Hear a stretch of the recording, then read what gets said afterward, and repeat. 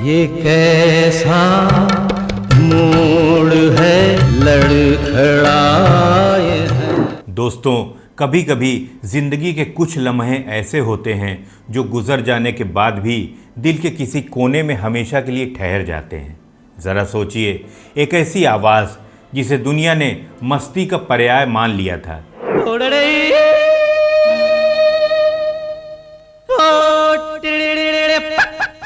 लेकिन जब वही आवाज़ जिंदगी के गहरे सन्नाटों को शब्दों में पिरोती है तो रूह कांप जाती है।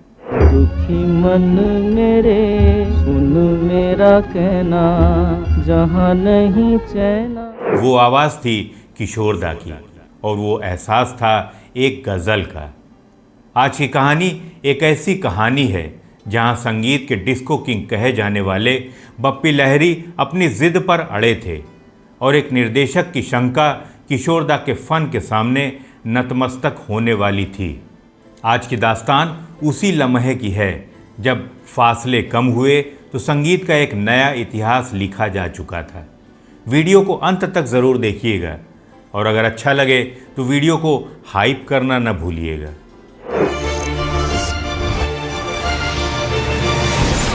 नमस्कार, मैं हूं आपका होस्ट और दोस्त संतोष और आप देख रहे हैं मूवी म्यूज़िक मी, जहां हर गाना एक एहसास है और हर एहसास एक कहानी।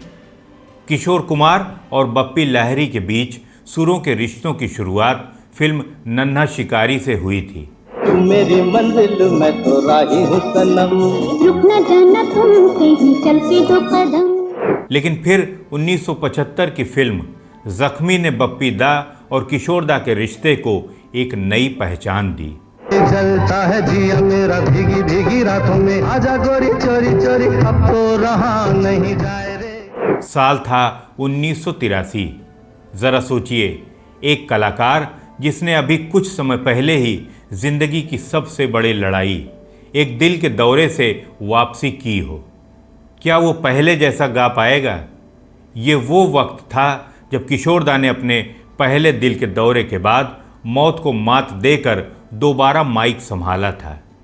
लेकिन इस बार उनके अंदाज में एक अलग तरह का जुनून था, जैसे वो हर लम्हे को अपनी आवाज़ में कैद कर लेना चाहते हों। और उसी दौरान जाने माने निर्देशक लेख टंडन साहब एक आर्ट फिल्म बना रहे थे, दूसरी दुल्हन, एक संवेदनशील, गहरी और सोचने पर मजबूर करने वाली कहानी, जिसके लिए उन्हें चाहिए थी एक ऐसी गज़ल जो बैकग्राउंड में चलते हुए भी दिल के अंदर तक उतर जाए। आपको बता दूं कि लेख टंडन साहब के मन में एक बात बिल्कुल साफ थी। उन्होंने संगीत निर्देशक बप्पी लहरी जी से संपर्क किया और कहा, बप्पी, मुझे इस फिल्म के लिए एक गज़ल चाहिए। तुम चाहो तो इसके लिए किसी मंझे हुए गज़ल गायक को बुला लो। शायद गुलाम अली साहब या जगजीत सिंह जी इस दर्द को बेहतर समझ पाएंगे। बप्पी दा, जिन्हें दुनिया डिस्को के लिए जानती थी, उनके भीतर भी एक सुरीला समंदर लहरें मारता था। उन्होंने लेख टंडन साहब की आंखों में देखा और बड़ी सादगी से कहा, सभी गायक अच्छे हैं, मगर जो कशिश किशोर मामा की आवाज़ में है वो दुनिया के किसी दूसरे कोने में नहीं मिलेगी। मैं तो किशोर मामा के अलावा किसी और के बारे में इस गाने के लिए सोच भी नहीं सकता। सोचिए ज़रा, एक डिस्को म्यूज़िक डायरेक्टर एक गज़ल के लिए किशोर दा पर इतना ज़्यादा भरोसा कर रहा है। लेख टंडन साहब थोड़े हिचकिचाए। ज़रा सोचिए, एक तरफ शुद्ध गज़ल का मिजाज और दूसरी तरफ वो फनकार जो अपनी चंचलता के लिए मशहूर था। लेख जी ने एक शर्त रख दी, ठीक है, फैसला तो तुम्हारा है, लेकिन अगर किशोर दा की आवाज़ में ये गज़ल जमी नहीं तो फिर हमें किसी प्रोफेशनल गज़ल गायक की तरफ रुख करना ही होगा। बप्पी दा मुस्कुराए। उन्हें अपने मामा पर और अपनी धुन पर पूरा भरोसा था। इधर गीतकार अमित खन्ना साहब की कलम से कुछ ऐसे शब्द निकले जो आज भी तन्हाई के सबसे बड़े साथी हैं। लम्हा लम्हा फासले कम हुए जा रहे हैं। लम्हा लम्हा फासले। शायद आपको न पता हो, लेकिन ये शब्द अमित खन्ना के करियर की सबसे खूबसूरत मोतियों में से एक थे। जब ये बोल किशोरदा के हाथों में पहुँचे तो वो कुछ पलों के लिए खामोश हो गए। उन्होंने सिचुएशन को समझा और कमरे के कोने में बैठकर कुछ देर रियाज किया और फिर रिकॉर्डिंग रूम की तरफ बढ़ गए। ज़रा सोचिए, एक कलाकार जो दिल के दर्द से होकर आया हो, जब दर्द भरे अल्फाज गाता है तो वो सिर्फ गाना नहीं होता, वो उसकी रूह की आवाज़ बन जाता है।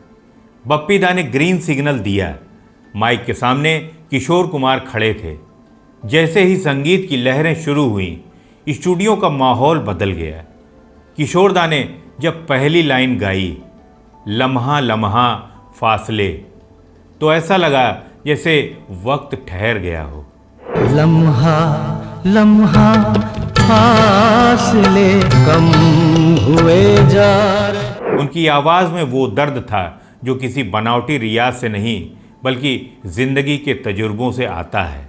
हैरानगी की बात इसी के पास रिकॉर्डिंग खत्म हुई और किशोरदा बाहर आए, लेकिन स्टूडियो में अजीब सा सन्नाटा था। न कोई तालियां, न कोई तारीफ, बस खामोशी। बप्पी लहरी, लेक टंडन और तमाम म्यूजिशियंस सभी बुत बन के खड़े थे। किसी के मुंह से एक शब्द नहीं निकल रहा था। किशोरदा घबरा गए। उन्हें लगा कि शायद कुछ गलती हो गई है। उन्होंने बप्पी की तरफ सवालिया नज़रों से देखा।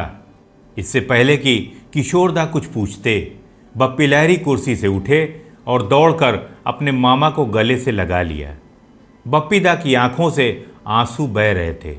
उन्होंने सिसकते हुए कहा, किशोर मामा, मुझे पता था कि आप इसे बहुत ही बेहतरीन गाएंगे, लेकिन आपने जो जादू किया है, ये गाना हमेशा के लिए अमर हो जाएगा। आपसे ज़्यादा वर्सेटाइल सिंगर इस दुनिया ने न देखा है और ना ही देखेगी। लेक टंडन साहब भी हैरान थे। उनके मन की सारी शंकाएं धुल चुकी थीं। ये गाना किशोरदा की सबसे बेहतरीन सैड गज़लों में शुमार हुआ। दुआ कबूल हो रही, सवाल है ये कौन। ज़रा सोचिए कि आज हम इस गीत को किसी और की आवाज़ में इमेजिन भी कर सकते हैं? नहीं, क्योंकि लम्हा लम्हा का वो एहसास सिर्फ और सिर्फ किशोरदा की रूह से निकला था। अमित खन्ना के शब्द, बप्पी दा का ठहराव भरा संगीत और किशोरदा की जादुई आवाज़, इन तीनों ने मिलकर एक ऐसा मोती तराशा जिसकी चमक कभी फीकी नहीं पड़ेगी। एक खुशी है बोलती, एक खुशी है मौत। तो दोस्तों, क्या आपने किशोरदा के इस गीत के बारे में ये कहानी पहले सुनी थी या नहीं? ये गाना आपको कैसा लगता है? कमेंट बॉक्स में ज़रूर बताइए। और हाँ, अगर आपको हमारी ये कहानी पसंद आई हो तो लाइक, हाइप, शेयर और चैनल को सब्सक्राइब करना ना भूलें। और कमेंट में अपना पसंदीदा बप्पी लहरी किशोर कुमार कॉम्बिनेशन वाला गाना लिखना भी मत भूलिएगा। मैं फिर मिलूँगा आपसे एक और सुरमई दास्तान के साथ। तब तक संगीत से जुड़े रहिए और मूवी म्यूज़िक में देखते रहिए। नमस्कार।